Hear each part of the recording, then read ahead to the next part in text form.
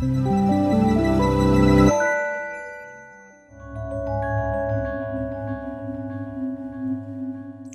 I'm Ben Graham, and this is a lecture where we're kind of going to circle back to some of the big picture questions about economic development.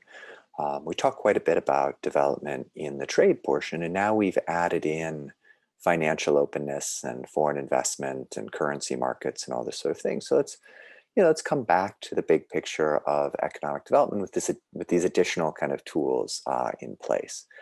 And so I want to kind of as a starting place review sort of this trade-off between import substituting industrialization and export-oriented industrialization. It was pretty key to how we thought about trade openness and economic development. And remember that both of these industrialization strategies, import substitution and orientation, both of them start off with taxing farmers, right? Taxing the agricultural industry and then subsidizing particular industries trying to get industrialization going, right? And so both involve the government picking winners, trying to decide, okay, these are the industries that we're really going to try to grow. And then the key difference between these is that export-oriented industrialization was really focused on production for exports, really focused on reaping the gains from trade, focused on sort of comparative advantage based specialization. Excuse me.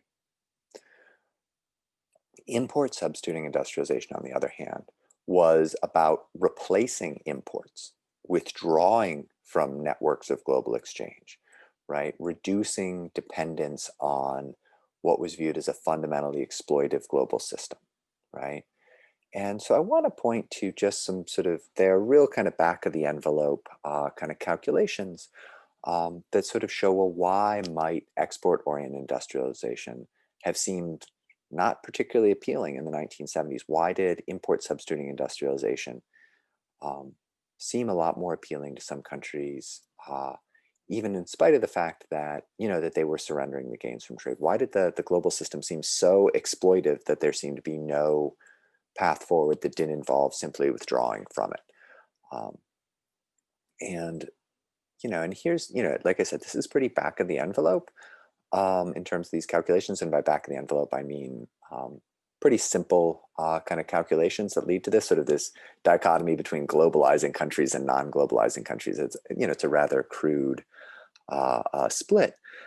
But in the 1960s, sort of the early stages of decolonization, right, when a lot of former British colonies, former European colonies are gaining their independence, you see sort of the countries that are opening up growing at least a little bit faster. But the 1970s, right, you're not seeing this. And this is a period where kind of the elite economic consensus is that openness is better, just open up your markets and everything will be great, right? And it's just not being borne out empirically.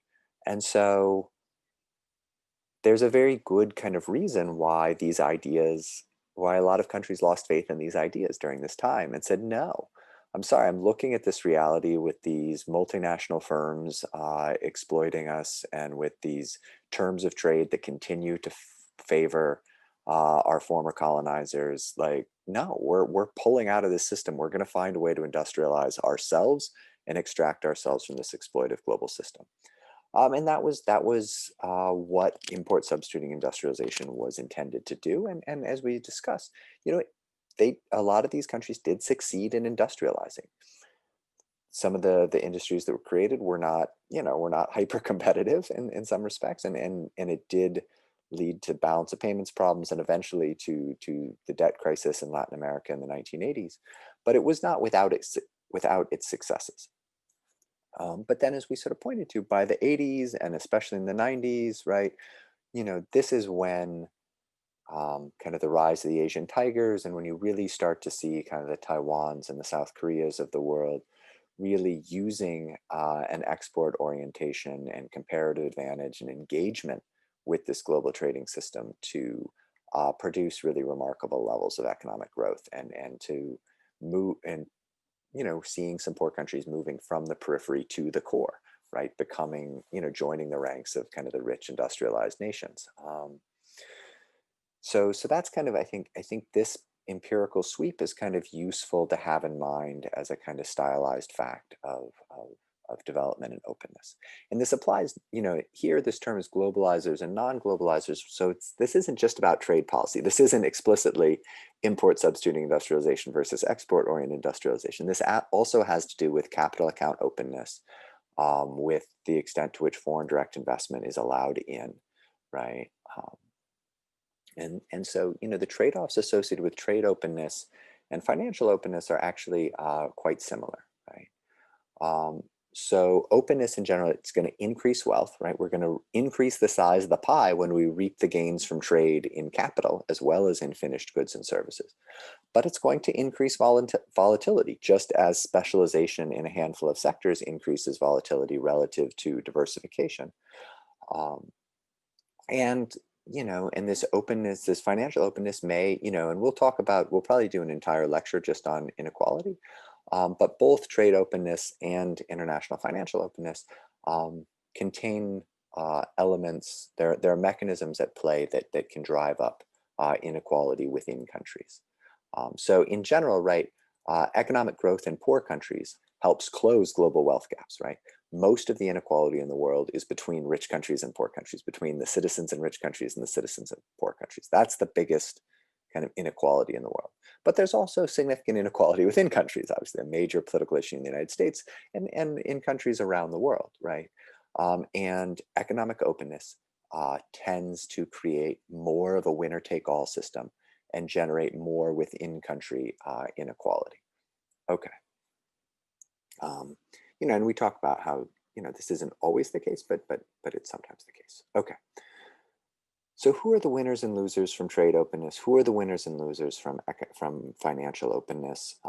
Right, import competing industries, right, tend to lose out from free trade. We talked about how the least competitive firms in a market tend to serve only the domestic market. The next most competitive firms are competitive enough to compete in export markets, and only the most competitive firms, the hyper-efficient firms, are the ones that can succeed in engaging in outward foreign direct investment. And so import competing industries and less competitive firms lose out from free trade and from foreign direct investment, right? So they're competing with imported goods, but they're also competing with inward investment by multinational firms that may displace them from their domestic sort of market niches. Okay. So if you've got, dynamics that create both winners and losers and that can actually exacerbate inequality, how do governments sustain support, political support for economic openness, both trade and financial, in a democratic context? And the strategy that's generally deployed by governments that are hoping, sort of by a technocratic elite that's hoping to sustain open markets to generate higher overall growth, a key part of making that popular with citizens is to redistribute wealth from those that are gaining the most to those who are losing out, right? You have both winners and losers. If you want a policy pact to be broadly popular, you need to take some of the gains from those who are winning a lot and redistribute it to those who are losing out to sort of generate broader gains. But we've talked about, particularly with like that retraining day episode that we listened to on the podcast, that this redistribution is really hard to do in a way that actually makes people happy, right? People want to be economically self-sufficient, and they want to stay in their current jobs, in their current industries. Moving from industry to industry and place to place makes people really unhappy. That the churn tends to make people really unhappy, and so this is a very hard thing to do, to figure out how do you. And I think, and this is a struggle that every country in the world is going to be navigating over the coming decades. And when you think about yourselves as citizens, as voters, as leaders, this is a key thing to try to navigate: is how does a country reap the gains from economic openness? How do we reap the gains from trade and the overall efficiency gains that help us all be economically better off potentially, right? That make the world, that sort of grow the size of the global economic pie. How do we do those things while ensuring that the gains from that are broadly shared, right? Cushioning the blows, preventing sort of the worst effects of churn and instability and volatility, right? How do we navigate this in a way that works for everybody? I think that's one of the key challenges over the next several decades. right? Economic openness is not broadly popular right now, particularly in the developed world. And it's not broadly popular because it's not seen as sort of a rising tide that lifts all boats. It's seen as a rising tide that only lifts some boats and makes some people a lot worse off. And how do we make that no longer the reality? Okay. So the big picture idea here with kind of export oriented industrialization and with kind of the ways in which both financial and trade openness can raise incomes in poor countries and reduce inequality between rich and poor countries, right? We talked about it exacerbating inequality often within countries, but broadly speaking, economic openness can reduce inequality between countries, right? A lot of the reason that um, publics have turned away from economic openness in the United States and Western Europe, right, is this sense that a lot of the gains are going not to the wealthy countries and certainly not to the workers within them, but a lot of those gains are being captured by the developing countries that are trading with Western Europe and the United States, right?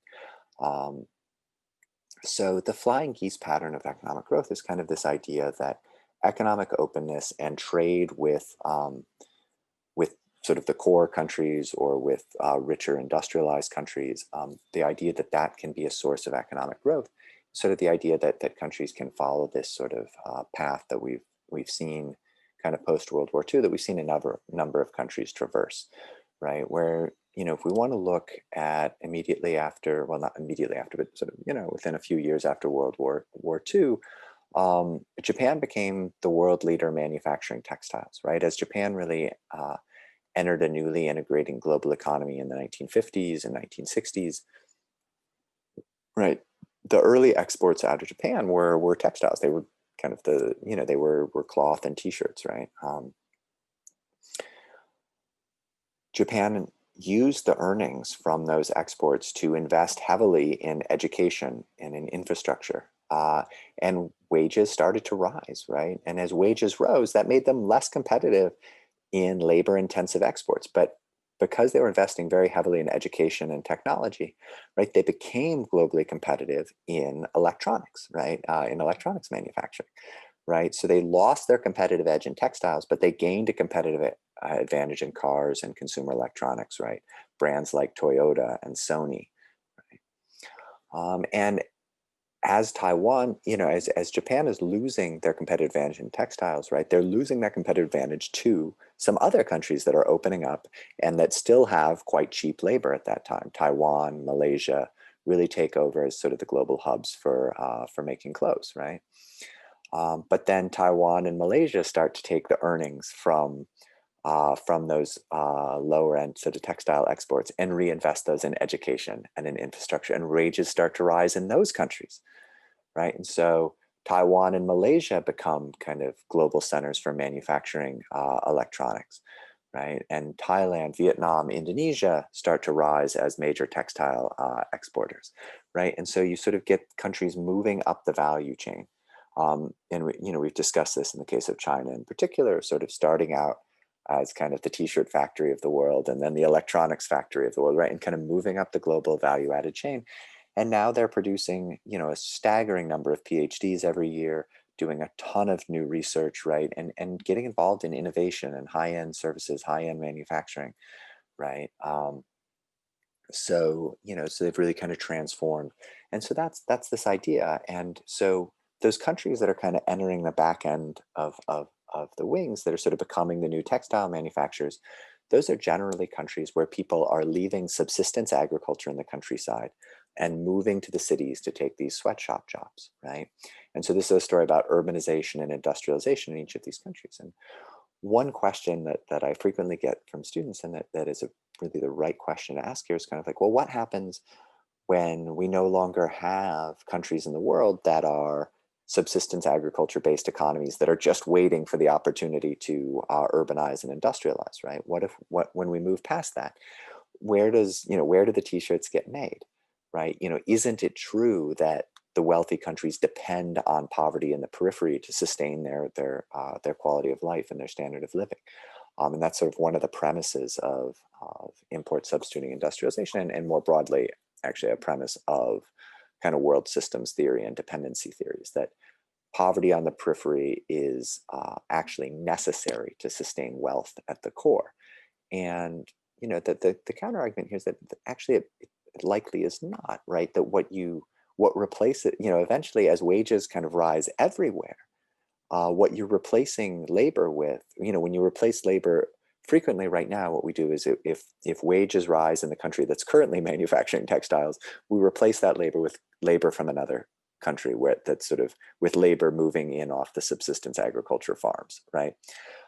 If we no longer have subsistence agriculture workers, right, which is kind of in some sense what we hope for, that we no longer, we're hoping to get to a place in global development where we no longer have anybody who is living right at subsistence and making just enough to live on, right? That everybody is doing better than that, which means nobody is willing to work for, for subsistence level wages, right? Which is what we're in a normative sense hoping for globally. At that point, there are certain jobs where you're starting to replace that labor with more technology, right? The reason why sweatshops are currently really low tech is because somewhere in the world for the last half century, there's always been super low wage labor available somewhere. If you move the sewing machine somewhere else, you can find truly cheap labor.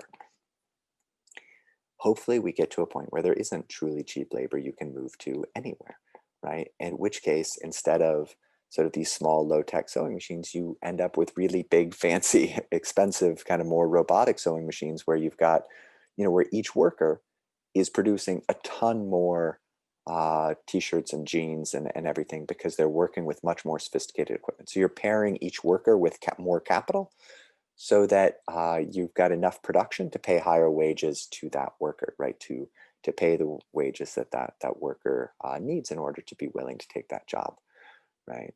So what you get is you get more capital into those industries, right? And that's kind of, so essentially what happens is that the whole industry moves up the value added chain, right? Where you've got the productivity per worker is higher even in industries that currently feature fairly low productivity per worker like textiles. Okay. So, we're really trying to come together around the big picture, around some of these questions that we were raising right at the beginning of the class about sort of, why are rich countries rich? Why are poor countries poor? How do poor countries become rich? And one of the questions that I want to get to, so this previous slide was all about like kind of how do you get economic growth going everywhere in the world, right? How do you get all countries moving up the value added chain? But we have to also ask, when we get economic growth going in a country, is that good for the poorest citizens in that country on a consistent basis, right? Because we know that economic growth is not always or even often evenly distributed across the economic spectrum, right? That it can be possible to get a bunch of economic growth that's all captured by the elite, where it doesn't actually make the poor in the country better off, right? And we do see that in the short run, in particular, periods of sharp growth often increase inequality. They may not actually make the poor worse off in absolute terms, but they're going to increase that gap between rich and poor during periods of rapid expansion. We see that often happen. And I think overall, as sort of a baseline, we can say that, okay, at least growth is better for the poor than not growth, but the distribution of gains depends on domestic political decisions, and it depends on the distribution of political power between the rich and the poor. And so one of the things that, there's a reason that I am a political scientist and not just an economist, right? That I believe fundamentally that the distribution of political power is really a place that you have to focus on if what you care about is how the gains from economic growth are distributed, right? Then you have to think about, before you can think about the distribution of wealth, you have to think about the distribution of power. And so you think about different paths of development, different market structures. How does that affect the distribution of political power? Because that will really drive how gains are distributed in the long run. And so we'll be talking quite a bit about that, is how do different paths of economic and political development lead to the allocation of political power. And when we think about, when we have our lecture, sort of when you spend a whole class talking about inequality, we'll talk about, well, why is economic inequality a significant problem? Like, don't we just care in absolute terms how well people are doing? So let's say that I have some policy intervention that can raise the incomes of the poorest people in a country by 20%, but it will also raise the incomes of the richest 20% of the population by 100%. It'll double their incomes. So it's going to exacerbate inequality dramatically, but it's going to at least make the poor significantly better off. Shouldn't I want that, right? Isn't any increase in real terms in the income of the poorest people in a country um, still a good thing, even if that same intervention is making the rich stratospherically rich? And in general, I think that's right. It probably is. But the key trade-off and I have no idea how to weigh this trade-off. I have no particular insight into this that's better than the insight that any of you are going to bring to the table. But the trade-off I want to point you to is that when the rich become not just rich, but stratospherically rich, they gain power with that, even in a purely democratic system. And there's a lot of debate in the United States about what's the role of money in politics in terms of campaign spending, campaign finance reform, all that stuff. But there are myriad ways by which the wealthy exert power in a political system, right? And when you exacerbate wealth inequality, you inevitably exacerbate inequalities in political power.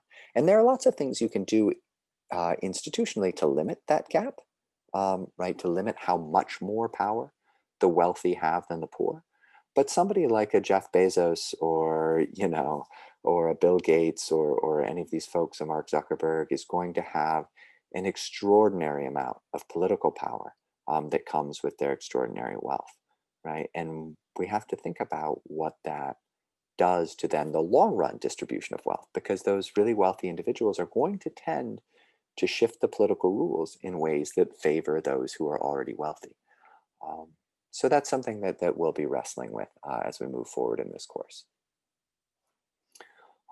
And then I want to kind of talk about like just ways to think about some of the core policy decisions that tend to, and this is in real broad brush terms, that tend to differentiate kind of liberal versus conservative approaches to economic policy, right?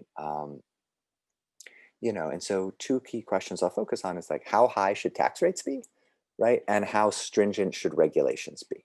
Where we tend to think of liberals in this country as favoring higher taxes and higher regulation, and conservatives as favoring lower taxes and lower regulation, right?